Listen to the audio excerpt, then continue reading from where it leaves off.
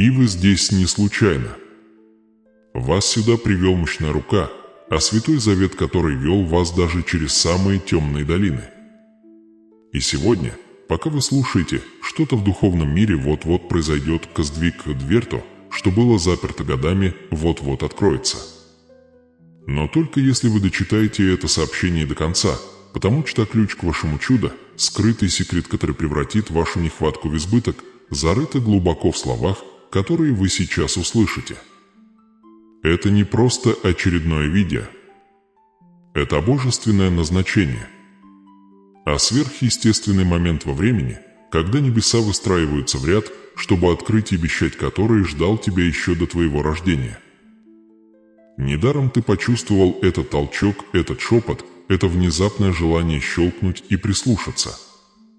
Это было не любопытство, а звонок.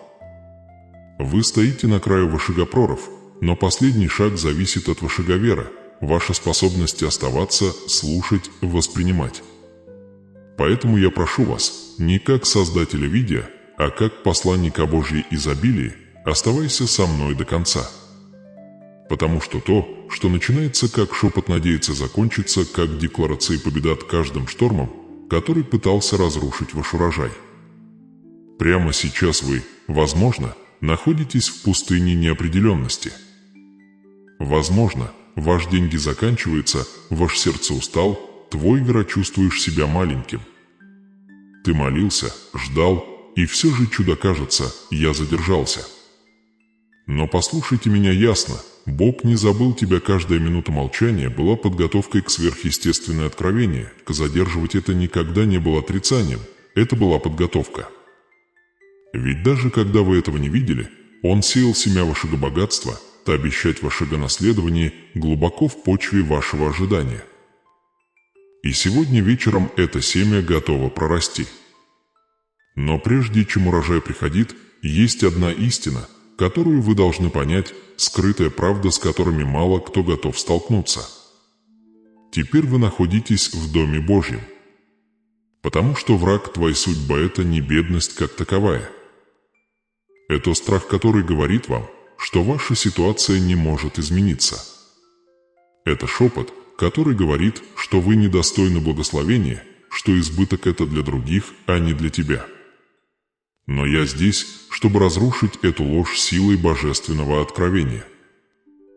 Бог провозгласил тебе выбранный, и каждый избранный несет в себе ключ, чтобы разблокировать небесное сокровище, богатство, то, что вас ждет не только материально, но и духовно, эмоционально, вечно.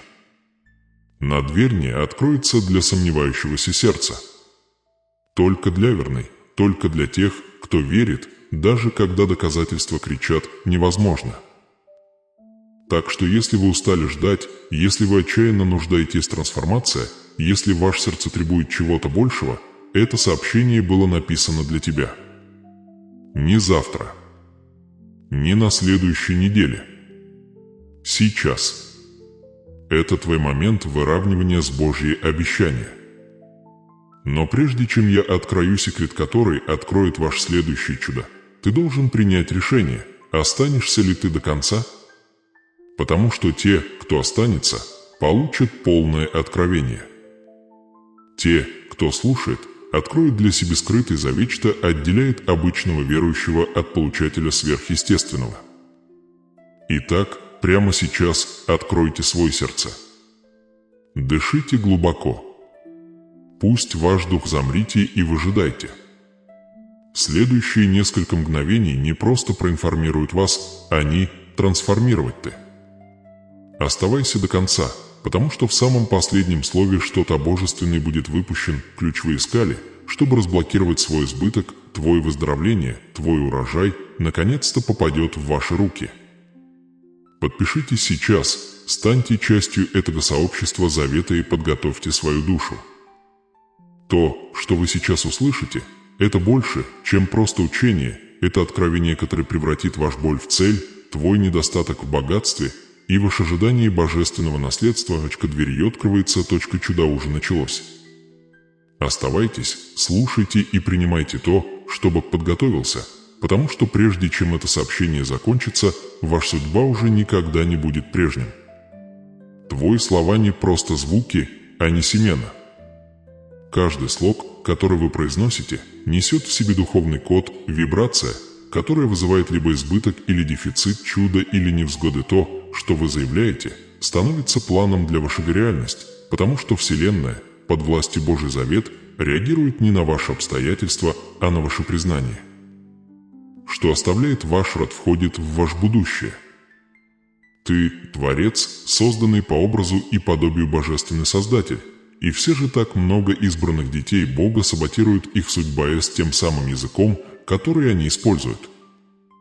Сами того не зная, они говорят бедностью свой урожай, они заявляют недостаток в свое наследство, они блокируют двери, что небеса готовы открыться. Вот почему так много людей чувствуют себя в ловушке циклов задерживать, повторяющихся неудач, молитв, которые кажутся безответными. Дело не в том, Бог удержал благословение, это то, что ваш слово построил стены там, где он намеревался двери. Есть 3 простых слова, 3, казалось бы, безобидных общислова, которые отравляют ваше проявление, которые заставляют замолчать голос изобилия, пытаясь достучаться до тебя. Эти слова каждый день у тебя на языке, в коротких разговорах, в твоем внутреннем диалоге, в те моменты, когда ты шепчешь «я не могу», «я не», «я устал». И все же, каждый раз, когда ты их произносишь, твой дух сдвигается дальше от вера и ближе к страху. Прежде чем я открою эти 3 слова, вы должны понимать властия, что лежит за вашим речь. Библия говорит «жизнь и смерть во власти языка». Каждое благословение или проклинать, каждое чудо или невзгоды начинается как слово. То, что вы говорите, это семя, и почва ваше сердце определяет, прорастет ли это семя в богатство или увядает волноваться. Когда вы говорите «мне никогда не будет достаточно», Вселенная слышит «пусть недостаток продолжается». Когда вы говорите «мне всегда не везет», небеса регистрируют ваше заявление как закон. Но когда вы начинаете говорить жизнь, когда вы говорите «я избран, я изобилен», «я хожу в божественном обещать», что-то сверхъестественное начинает меняться в вашем атмосфере. Не секрет, речь идет не о том, чтобы говорить ради слов. Речь идет о том, чтобы согласовать свой язык с вашим верой. Вы не можете молиться за богатство и говорить бедность. Вы не можете искать чудеса, заявляя, что ты проклят. Ты не можешь ожидать двери открываться, когда каждое произнесенное вами предложение запирает их все крепче.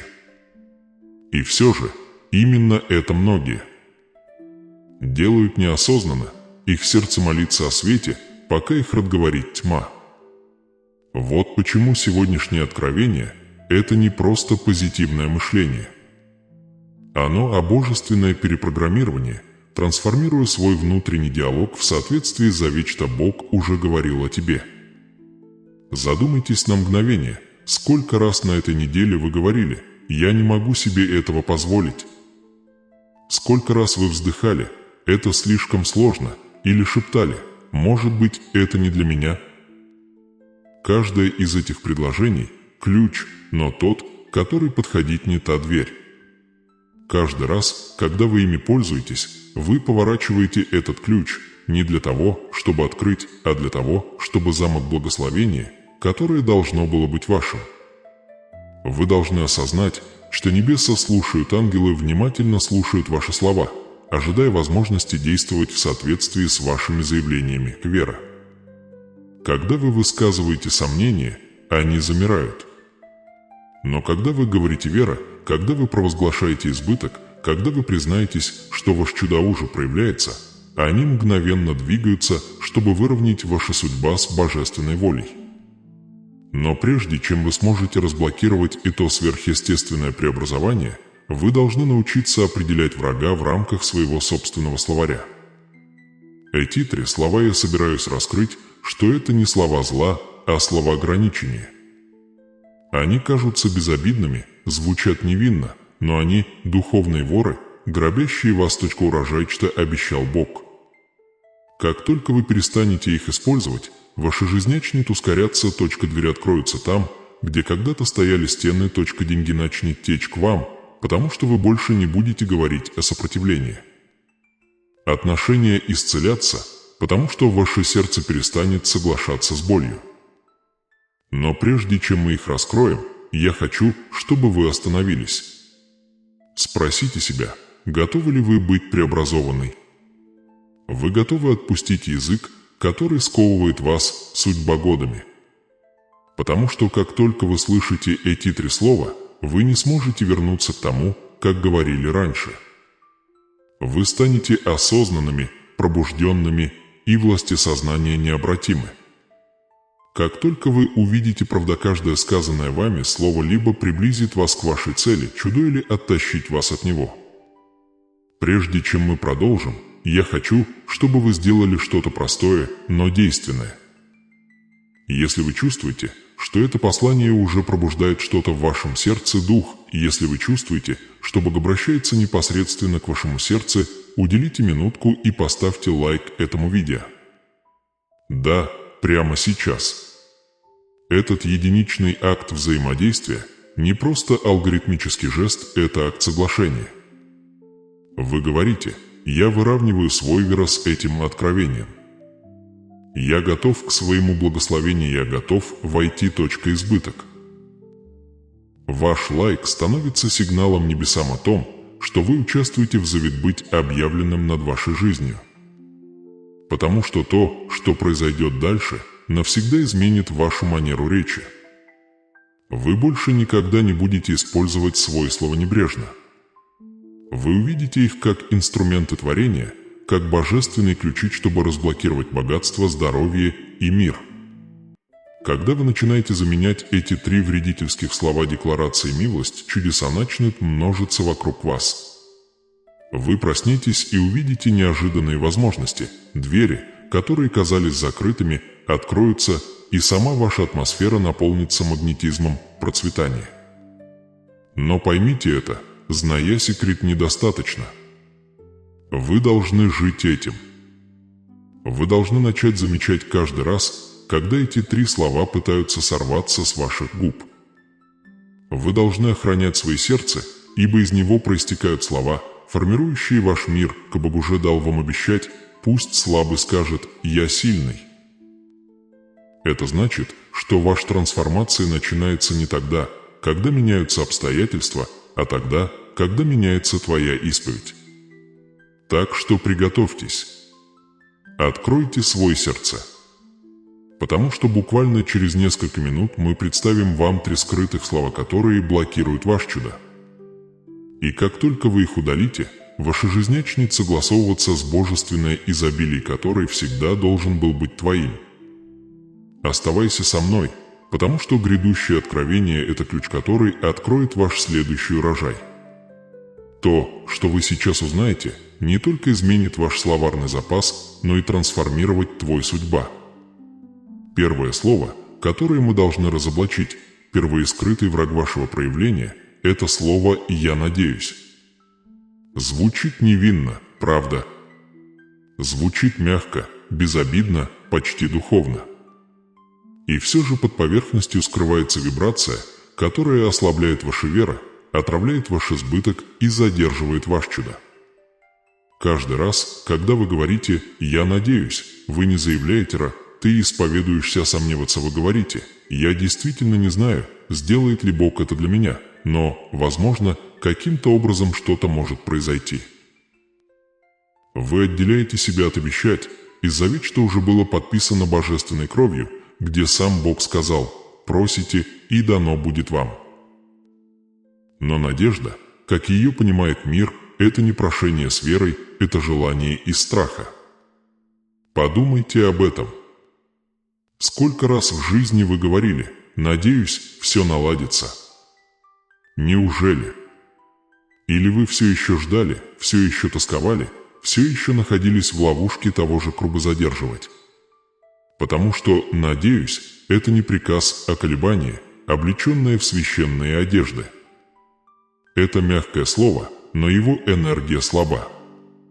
Когда вы говорите «надеюсь», вы признаете, что не верите в свою собственную власть, как соавтор с Богом вы признаете свою неуверенность. Вы шепчете Вселенной: может быть, и я получу свое чудо, но я не уверен, что заслуживаю этого. И вот тут-то и начинается ущерб. Сердцечко надежды Безвер посылает сигналы замешательства. В один момент он говорит: «Я хочу изобилия», в следующий вздыхает: «Но, возможно, не для меня». Вселенная реагирует на ваши вибрации, а не на ваши слова, и когда ваши вибрации нестабильны, ваше проявление становится нестабильным. Ваш урожай увядает, не успев расцвести. Ты молишься о богатстве, но вы сеете семя на недостаток. Вы просите выздоровления, однако ваша речь выражает неуверенность. Позвольте мне спросить вас о чем-то пронзительном, о чем-то, что касается только вас, только дух может ответить. Сколько раз вы говорили: «Я надеюсь, что все изменится», вместо того, чтобы встать и заявить: «Я знаю, что так и будет»? Сколько ночей вы шептали: «Надеюсь, Бог видит меня», когда могли бы провозгласить: «Бог уже действует мне на благо»? Сколько возможностей ускользнуло от вас из-за того, что вместо «я верю» вы несли в себе вибрацию «я надеюсь»? Потому что «я надеюсь» — это состояние ожидания. Оно держит тебя на пороге твоего судьбы, никогда не переступая через дверь. Ты стоишь там, держишься за ручку, но так и не поворачиваешь ее. Ключ. Надежда говорит: «Может быть, однажды». Вера говорит: «Сегодня». Надежда говорит: «Если это возможно». Вера говорит: «С Богом все возможно». Надежда смотрит на бурю и вздыхает, вера ходит по воде. И все же, так много моих детей, да, и вы, оказались в ловушке «я надеюсь». Вы говорите: «Надеюсь, я смогу оплатить свои счета». Но на самом деле вы говорите: «Я не верю, что избыток уже мой». Ты говоришь: «Надеюсь, я найду любовь». Но за этим скрывается твое сердце шепчет: «Я не думаю, что достойна любви». Вы говорите: «Я надеюсь, что мое здоровье улучшится». Но при этом вы заявляете: «Мое тело слабо, и я не верю в исцеление. Чудо, что Бог мне обещал». Чувствуете ли вы теперь тяжесть этих слов? Чувствуете ли вы, как каждое «я надеюсь» посылает небесам сигнал о нехватке чего-либо? Дело не в том, что сама надежда – зло, а в том, что мирская надежда Безвер становится пассивным. Это превращает тебя в мечтателя, а не Творца. Это заставляет тебя молиться устами, пока твой сердце все еще полон недоверия. Теперь вы понимаете, почему ваш чудо кажется, что оно задерживается. Почему вы молились, постились, произносили аффирмации, но ничего не происходит. Потому что вибрация «я надеюсь» подобна молитве, окутанной сомнениями. Она никогда не достигает цели. Ангелы замирают, ожидая приказа, но слышат лишь нерешительность. А небеса не могут действовать на основе нерешительности, они откликаются на убежденность. Давайте углубимся. Когда вы говорите «надеюсь», вы неосознанно заявляете, что все еще находитесь за пределами своего наследования. Ты подобен сыну короля, который стоит у ворот дворца и говорит: «Надеюсь, отец впустит меня», хотя дверь уже открыта с самого начала. Обещать из богатства, из благословения, из выздоровления, из избыток – это было написано для тебя давным-давно. Но, говоря «надеюсь», ты говоришь: «Я еще не готов поверить, что достоин войти». А теперь позвольте мне спросить вас, что, если каждое ваше «надеюсь», когда-либо произнесенное, возводило стену вокруг вас чудо? Что, если каждое «я надеюсь» было кирпичом, уложенным один за другим, пока дверь возможности скрыты за крепостью ваших сомнений? Теперь вы это видите. Как ваши собственные слова, ни ваши враги, ни ваше прошлое, ни ваши неудачи. Вот что блокировало ваш урожай. Пора честно взглянуть правде в глаза. Когда вы говорите «я надеюсь», на самом деле вы имеете в виду «я не верю». Когда вы говорите «я надеюсь, что это произойдет», на самом деле вы говорите «я боюсь, что этого не произойдет». А страх – это частота, которая убивает точка вера. Это уменьшает ваше сердце, это ослабляет ваши вибрации, это говорит Вселенной, что вы не готовы принять. Но тебе не суждено было жить с чувством «я надеюсь». Тебе суждено было жить с чувством «я знаю». Вы должны были заявить «я знаю, Бог работает». Я знаю, что мои чуда уже в пути. Я знаю, что мой урожай готово. Я знаю, что моей дверью открывается. Потому что вера – это знание прежде, чем увидеть, вера прежде, чем иметь, говорение прежде, чем прикоснуться.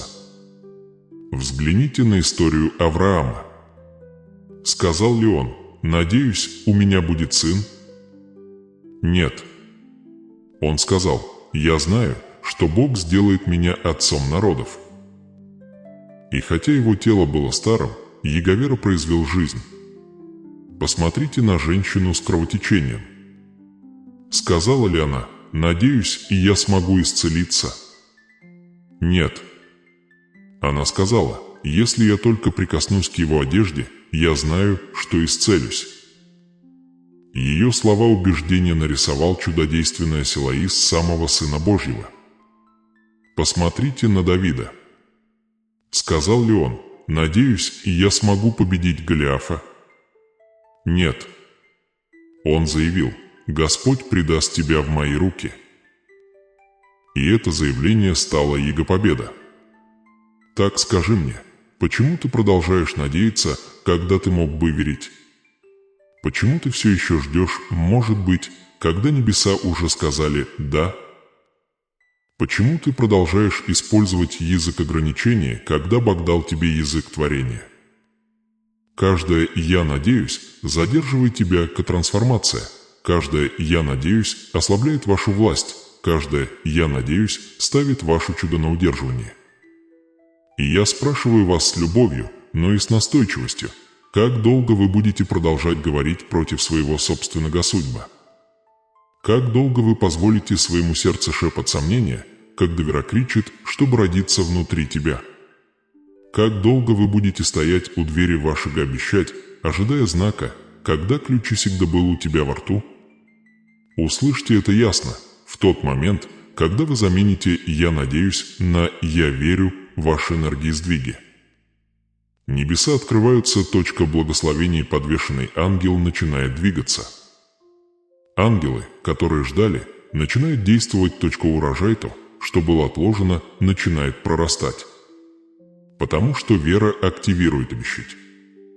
И вера освобождает чудо. Теперь вы должны осознать свою речь.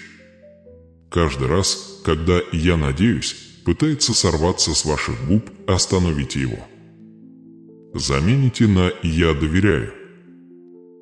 Замените на «я верю». Замените на «я принимаю».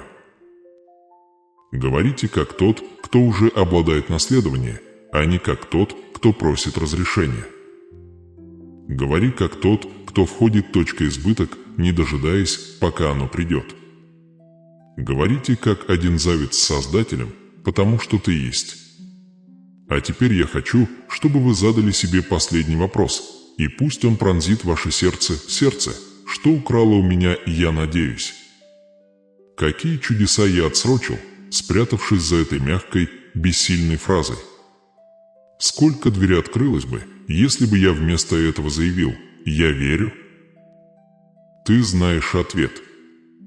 Ты чувствуешь его. И с этого момента ты больше никогда не будешь говорить так, как прежде. Потому что теперь ты знаешь, что каждое «я надеюсь» не помогало тебе, а сдерживало тебя.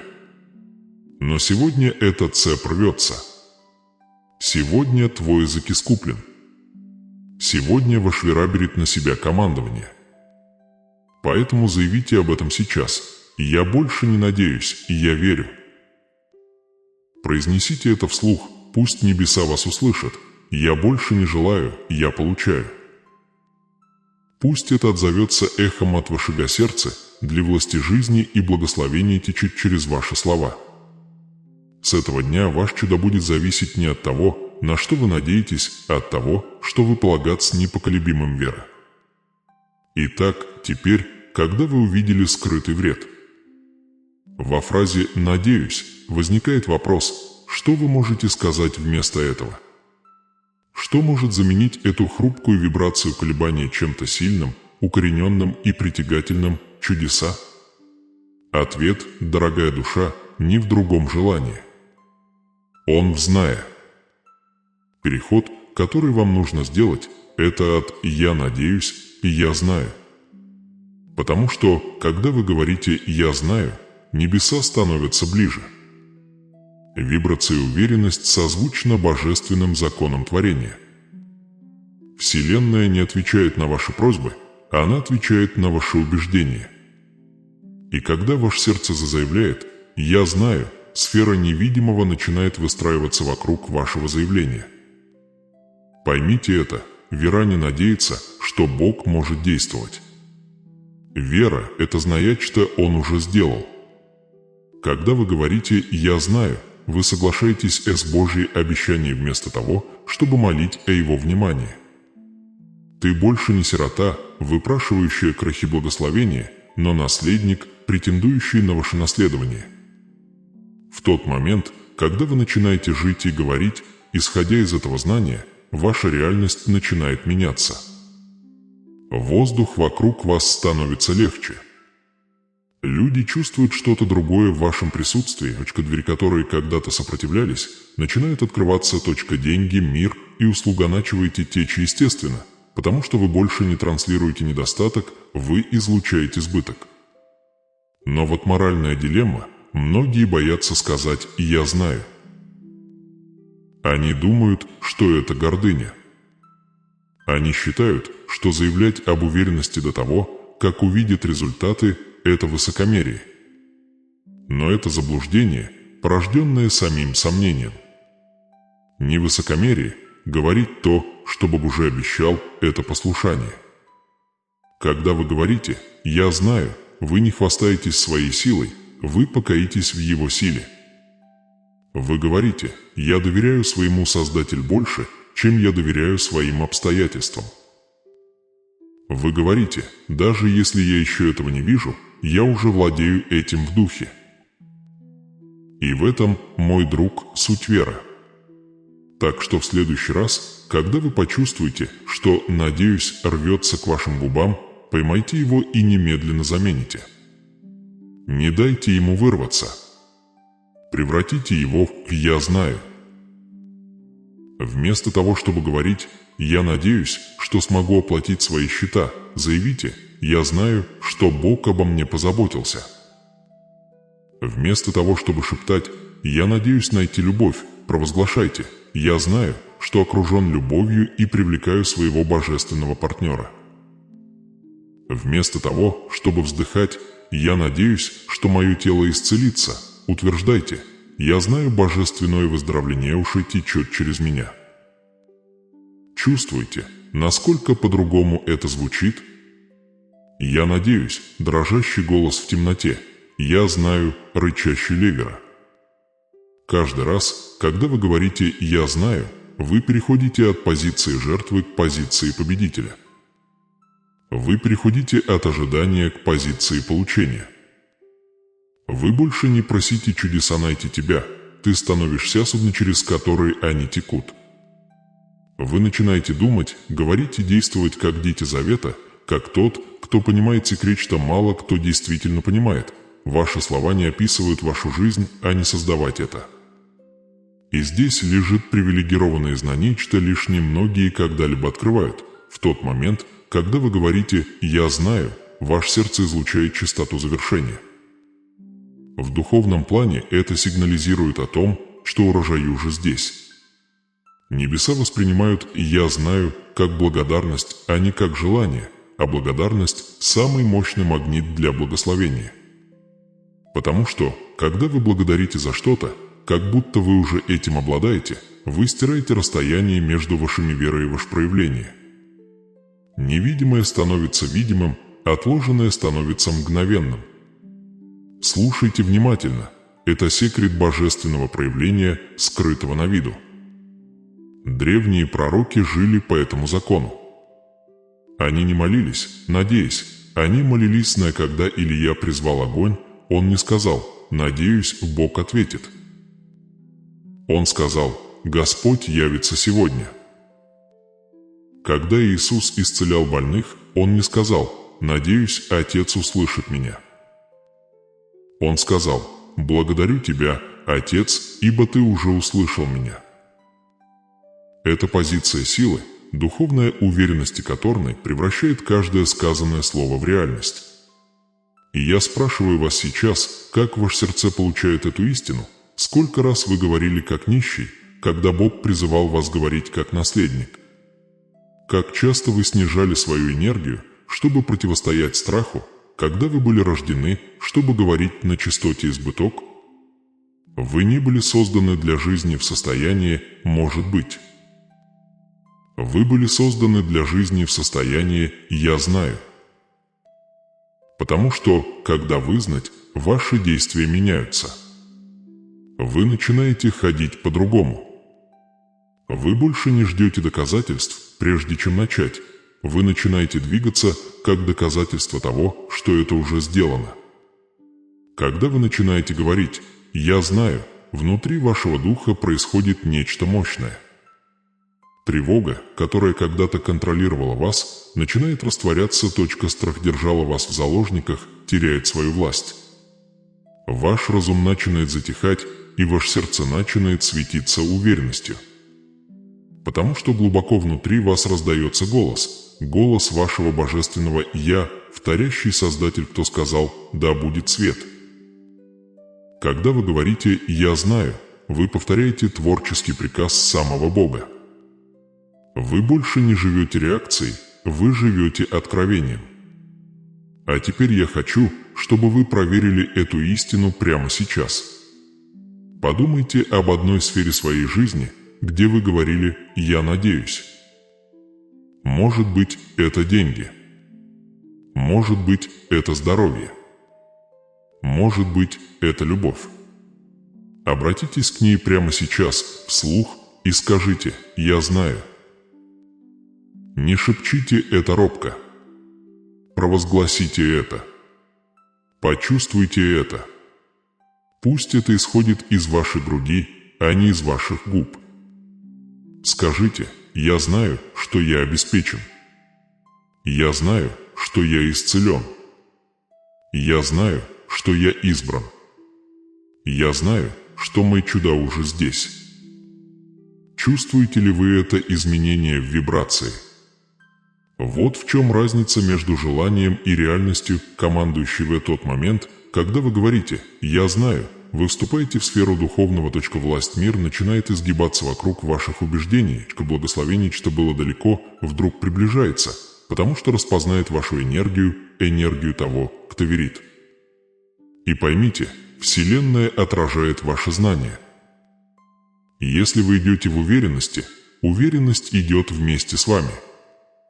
Если вы идете в сомнениях, сомнения окружат вас. Поэтому тренируйте свой язык, чтобы он соответствовал вашим судьбам. Говорите не как ожидающий божественной милости, а как идущий в ней. Пусть каждый ваш выдох несет чистоту божественной уверенности. Произносите это, когда просыпаетесь. «Я знаю, что сегодняшний день принесет избыток».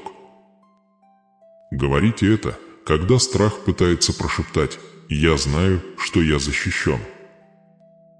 Говорите это, когда сталкиваетесь с трудностями. «Я знаю, что это препятствие – всего лишь мост к моему следующему рожаю».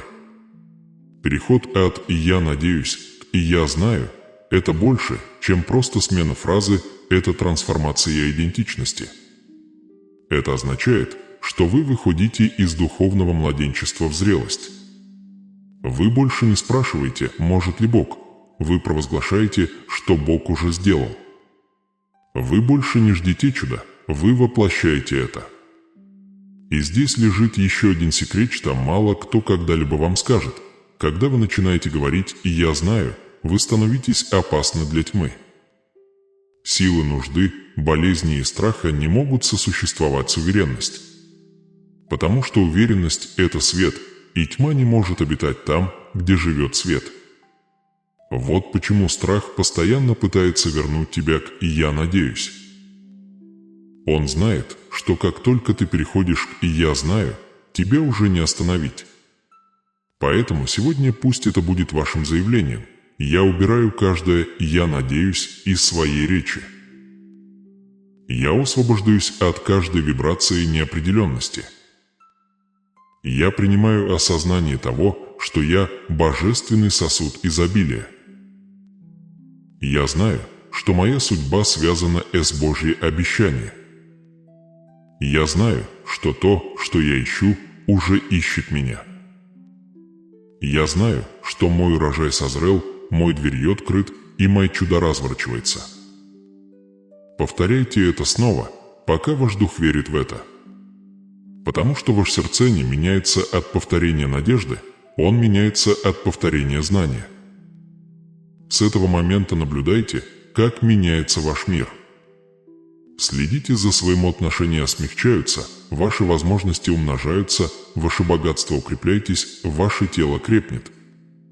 Ведь как только вы начинаете жить с позиции «я знаю», Вселенная больше не испытывает вашу веру, она отражает ее.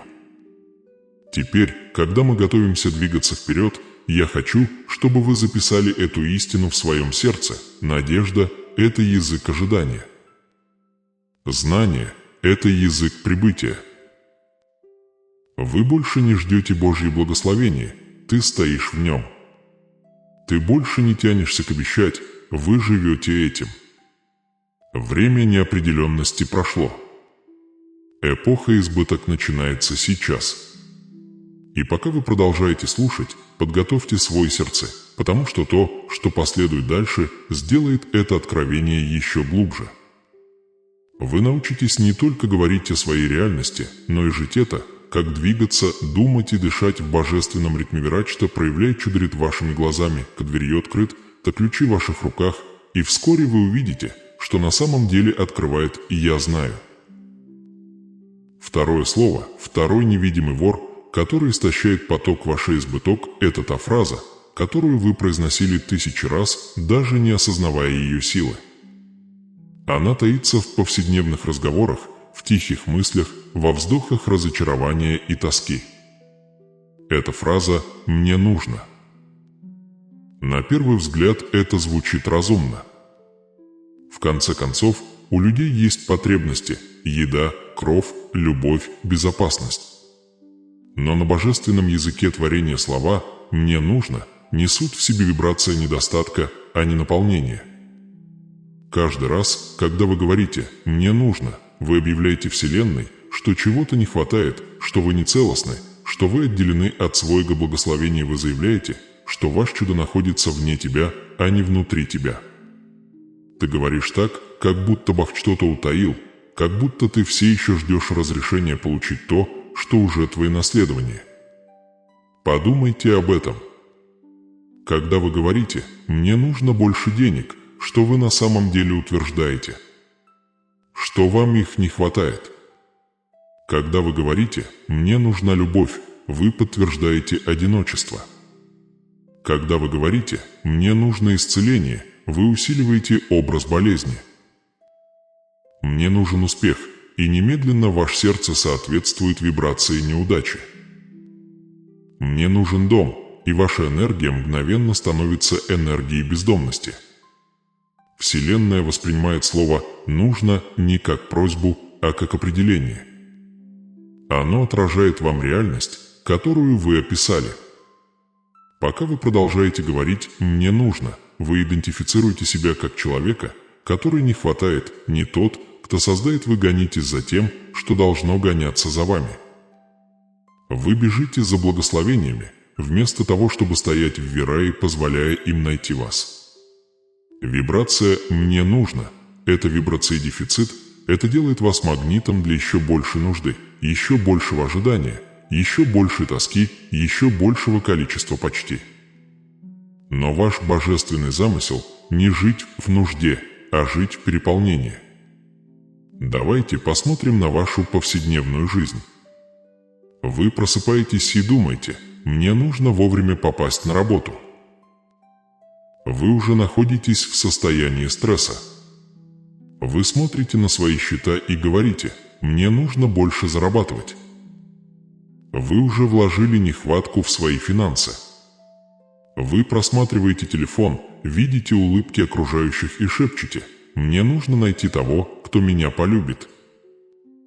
Вы уже посеяли одиночество в своем энергетическом поле. И целый день повторяете это: «Мне нужно, мне нужно, мне нужно». Вы заявляете, сами того не осознавая, о своей неполноценности. И закон творения, духовный закон, который отражает ваша чистота сердца, дает вам именно то, что вы транслируете больше незавершенности. Но вот правда мир забыл, во Вселенной нет недостатка ни в чем. Воздух, которым ты дышишь, любовь вы жаждете, деньги вы желаете, благословения вы ищете, они уже существуют в божественном изобилии. Нет недостатка в Царстве Божьем. Бог. Единственное ограничение – восприятие. Вам не нужно бежать за тем, что уже повсюду. Вам нужно лишь выровняться ним. В тот момент, когда вы говорите «мне нужно», вы словно стоите у реки живой воды, но отказываетесь пить, потому что считаете, что она где-то далеко. «Мне нужно» возводит стену между вами и тем, что уже ваше. Но когда вы начинаете говорить «у меня есть», «я есть» или, еще лучше, «я связан со всем, чего желаю», эта стена рушится. Река начинает течь сквозь вас, а не вокруг вас. Есть отличная моральная дилемма, скрытая в вибрации «мне нужно». Это борьба двух идентичностей – нищего и верующего. Нищий говорит «мне нужно», потому что верит, что сила находится вне его. Верующий говорит «у меня есть», потому что знает, что Бог внутри него. Нищий молится дрожащими руками, не зная, слышат ли его небеса. Верующий молится с уверенностью, зная, что небеса уже ответили. Так что спросите себя, кто вы? Вы говорите как нищий или как наследник? Божественно обещать. Когда вы говорите «мне нужно», вы, не осознавая этого, отрицаете свой завет, вы говорите Создателю: «Ты еще не позаботился обо мне», хотя на самом деле все это было всегда. Вера просто не позволил вам это увидеть. Вот почему Бог никогда не говорил «проси, потому что нуждаешься». Он сказал «проси, потому что веришь». Между энергией потребности и энергией знания существует огромная разница. Давайте рассмотрим несколько примеров, которые наглядно демонстрируют этот контраст. Человек с вибрацией «мне нужны деньги» проводит дни в поисках, беспокойстве, гонке и сравнении. Каждое его решение коренится в тревоге, страхе не иметь достаточно. Но человек, который говорит «я в изобилии», и мои ресурсы текут рекой, действует иначе. Он привлекает возможности, связи и благосклонность, потому что иго сердца уже согласован с потоком избыток. Человек, говорящий «мне нужна любовь», посылает вибрацию одиночества, и Вселенная отражает ее через непостоянные или недоступные отношения. Но тот, кто говорит «меня любят, и я излучаю любовь», действует с присутствием, естественным образом привлекающим внимание, сердце становятся притягательными, и любовь находит их без усилий. Человек, говорящий «мне нужно исцеление», заявляет о своей идентичности как больного. Но человек, говорящий «я цел, я силен, божественная жизнь течет через меня», входит в энергию исцеленного, и его тело начинает следовать за ним к вере. Видите разницу? «Мне нужно» – это признание пустоты. «У меня есть» – это заявление о полноте. «Мне нужно» заставляет вас ждать своего чуда. «У меня есть» заставляет вас жить так, как будто чудо уже прибыл. Не закон изобилия работает как зеркало. Что бы вы ни утверждали, оно отражается обратно. Скажите «мне нужно», и оно покажет вам больше того, чего у вас нет. Скажите «у меня есть», и оно умножит ваше благословение. Вселенная отвечает не на ваше отчаяние, а на ваши вибрации. Если ваша вибрация – недостаток, она не может принести изобилие. Если ваша вибрация – недостаток, вера, он не может удержать его. Вот почему тренировка концентрации так важна. Вам нужно начать дисциплинировать свой разум и ваш язык каждый раз, когда вы чувствуете желание сказать «мне нужно», остановитесь и перефразируйте. Вместо «мне нужно больше денег» скажите «я благодарен, что деньги ко мне текут».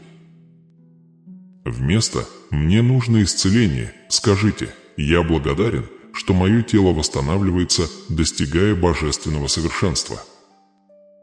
Вместо «мне нужна любовь» скажите «я открыт для любви, которая соответствует моей божественной вибрации». Каждый раз, когда вы заменяете «мне нужно» на «у меня есть» или «я есть», вы освобождаетесь от частоты дефицита, вы сообщаете духовным законам Вселенной, что вы готовы принять, что вы доверяете завет, что вы понимаете секрет, что провозглашаешь, то и притягиваешь. И вот вам приглашение. Слушая эту истину, я хочу, чтобы вы остановились на мгновение и написали в комментариях ниже о чем-то, о чем вы говорили «мне нужно», и преобразили это. Если вы говорили «мне нужен покой», напишите вместо этого «у меня есть покой». Если вы говорили «мне нужна работа получше», напишите «я готов к божественным возможностям». Если вы говорили «мне нужно больше денег», убедительно напишите «я в изобилии». Делайте это не как упражнение, чтобы другие могли его увидеть, а как заявление веры Вселенной. Каждый комментарий становится цифровой молитвой, публичным заявлением о том, что вы оставляете после себя вибрации недостатки, входя в сферу избыток. Когда вы это пишете, вы закрепляете это в своем сердце, и ваше сердце начнет действовать в соответствии со своими убеждениями. Поймите, как только вы перестанете говорить как нуждающийся человек, вы перестанете притягивать ситуации, которые делают вас нуждающимся. Как только вы начнете говорить как человек-избыток, жизнь перестраивается вокруг вашей новой личности. Это священный секрет творения. Вы притягиваете не то, чего хотите, а то, чем являетесь. Так станьте же избыток. Говорить избыток. Думать избыток. И, продолжая идти по этому пути, вы начнете понимать, что вам никогда ничего по-настоящему не нуждалось. Вам нужно было лишь вспомнить, кто вы, божественный сосуд бесконечного запаса, созданный Бог жить в радости, процветании и мире. Ты никогда не должен был гоняться. Ты должен был командовать. Ты никогда не должен был бороться. Ты должен был получать. Поэтому напишите комментарий ниже прямо сейчас, смело и четко «Я изобилие». Пусть Вселенная услышит ваше заявление. Пусть небеса свидетель вашего. Потому что в тот момент, когда вы это провозглашаете, вибрация меняется, и дверь, которая ждала вашей уверенности, начнет раскрываться. Это закон. Это ваше наследование. И это тот самый момент, когда ваш чудо начинает обретать форму. Третья и самая разрушительная фраза во всем человеческом языке – это «я не могу». Эти два слова образуют невидимую тюрьму, в которой заточено больше мечтаний, чем когда-либо могли бы заключить неудачи.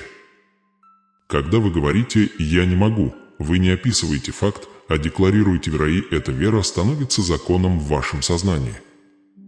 Вы не говорите «это невозможно». Вы говорите «я решил перестать верить». «Я не могу» – это смерть вера, отказ от чуда, отмена судьба. Каждый раз, когда ты шепчешь «и я не могу», твой дух склоняет голову и ваше благословение отступает. Потому что Вселенная, по божественному закону, отражающему ваши убеждения, не может дать что-то тому, кто уже решил себя ограничить. «Я не могу» — это звук капитуляции перед страхом. Это голос твоего прошлого, звучащий громче, чем твой голос «обещать». Вы можете подумать, что эти слова безобидны, просто отражают реальность. «Я не могу себе этого позволить», «Я не могу начать все сначала», «Я не могу измениться сейчас». Но на самом деле вы говорите «Я не верю, что Божье изобилие относится ко мне».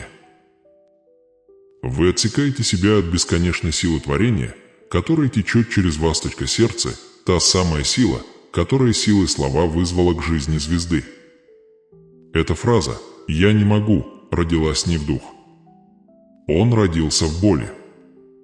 Он вырос из разочарования, отвержения, неудач. Где-то в вашей жизни кто-то сказал вам, что вы недостаточно хороши. Возможно, это был учитель, родитель, начальник или даже момент унижения, который заставил вас скрыть свой потенциал. И эта фраза укоренилась в вашем сердце как сорняк. Каждый раз, когда ты сталкивался с новым испытанием, сорняк шептал «Я не могу». Каждый раз, когда ты мечтал о чем-то большим, он говорил «Не пытайся». Каждый раз, когда ты чувствовал тягу к трансформации, это убедило вас оставаться маленьким. Но послушай меня ясно, «Я не могу» — это неправда. Это ложь, завернутая в память. Правда в том, что ты можешь и всегда мог, потому что сила Божья живет внутри тебя. Ключ к вашему чуду никогда не было в твоих руках. Оно всегда было в твоих руках, веровая тот момент, когда вы перестаете говорить «и я не могу» и начинаете говорить «и я могу». Мир вокруг вас начинает меняться. Двери, которые казались запечатанными, начинают открываться. Богатство, то, что казалось недостижимым, начинает течь. Потому что ваши слова не просто звук, а духовные чертежи. Подумайте об этом. Уильям Шекспир не родился в дворянской семье. У него не было ни богатства, ни формального образования, кроме начальной школы, ни знатного происхождения. И все же он вдохнул жизнь в свою собственную. Судьба. Он никогда не говорил «Я не умею писать». Он просто писал. Он верил в свой внутренний мир. Подарок, даже когда мир сомневался в нем. И его слова стали вневременными, потому что Игвера был вне времени. Посмотрите на Джоули. Роулинг, мать-одиночка, отвергнутая множеством издательств, сидела в холодных кафе с ребенком рядом, вкладывая душу в историю, которую мир не хотел. Она могла бы сказать «Я не могу этого сделать». «Я не могу добиться успеха». «Я не могу продолжать». Но вместо этого она предпочла верить, даже когда логика говорила «нет». Эта вера превратилась в одну из самых успешных книжных серий в истории. Ей чудо это не была удача, это была убежденность. Подумайте, Опра Уинфри. Она родилась в бедности, сталкивалась с оскорблениями и постоянно слышала, что ей никогда не добиться успеха на телевидении. Но она никогда не принимала «я не могу». Она говорила «я могу», пока ее мир не отражал это. Она превращала боль в цель, а нужду в избыток и отвержение в империи. Она воплощает истину, что вера превращает каждую границу в мост. Учитывать Стив Джобс, бросивший колледж без денег, ночующий на полу у друзей, но все же увидевший нечто невидимое. Он не сказал «я не могу изменить мир». Он сказал «почему не я?». И с этой верой он создал наследие, которое продолжает влиять на планету. И затем есть Илон Маск. Человек, который смотрел на звезды и отказывался сказать «я не могу до них дотянуться». Мир называл его сумасшедшим, высокомерным, сумасшедшим. Но он верил, и Игвера стали ракетами, автомобилями, спутниками, целыми отраслями промышленности. Согласны вы с его видением или нет, одно неоспоримо. Его результаты были достигнуты не только благодаря таланту, но и благодаря вере. Он просто отказывался говорить «я не могу». У каждого из этих людей были моменты отчаяния, сомнений и неудач. Но разница между теми, кто проявляет величие, и теми, кто остается в ловушке, заключается не в обстоятельствах, а в вере. «Я не могу» возводит стены, «я могу» строит мосты. «Я не могу» ищет разрешения, «я могу» требует авторитета. «Я не могу» боится бури, «я могу» ходит по волнам. И вот здесь духовный закон становится ясно, что Бог Он не создал тебя для жизни в состоянии «я не могу». Он создал тебя, чтобы ты говорил, как Он, да будет так. Когда Он произнес эти слова, появился свет. Когда ты говоришь «я могу», свет также появляется в вашей жизни, дверь то, что было закрыто, начинает открываться не потому, что мир меняется, а потому, что ваша внутренняя вибрация повелевает этому. «Я могу» активирует ангелов. «Я могу» притягивает благословение, «я могу» переписывает ваше будущее. А теперь я хочу, чтобы вы остановились и задумались, сколько раз сегодня вы говорили «я не могу»?